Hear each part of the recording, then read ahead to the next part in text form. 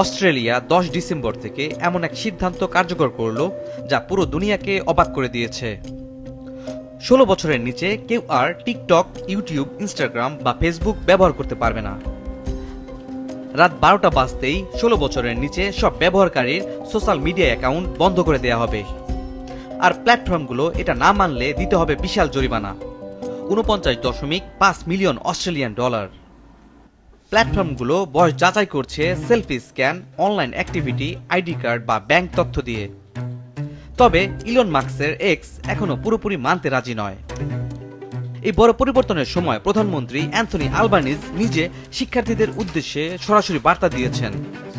তিনি বলেছেন, From December 10, if you're under 16, you're no longer allowed to have a social media account.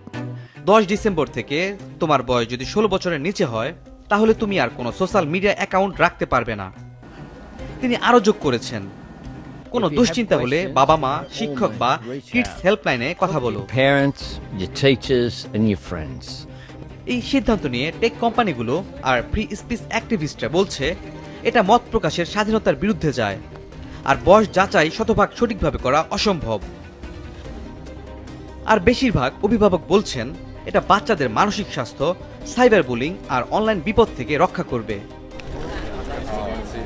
এখন পুরো Australia তাকিয়ে আছে এই ব্যান কি সত্যি কিশোর কিশোরীদের নিরাপদ রাখবে, নাকি হঠাৎ অ্যাকাউন্ট বন্ধ হয়ে যাওয়ায় তাদের মানসিক চাপ আরও বাড়বে। আর বড় প্রশ্ন হচ্ছে, অস্ট্রেলিয়ার এই পদক্ষেপ কি অন্য দেশগুলো অনুসরণ করবে? এক কথায় অস্ট্রেলিয়া ডিজিটাল দুনিয়ায় নতুন যুগের প্রথম দরজা খুলে দিল। আর এর প্রভাব এখন শুধু অস্ট্রেলিয়া নয়, পুরো পৃথিবী দেখবে।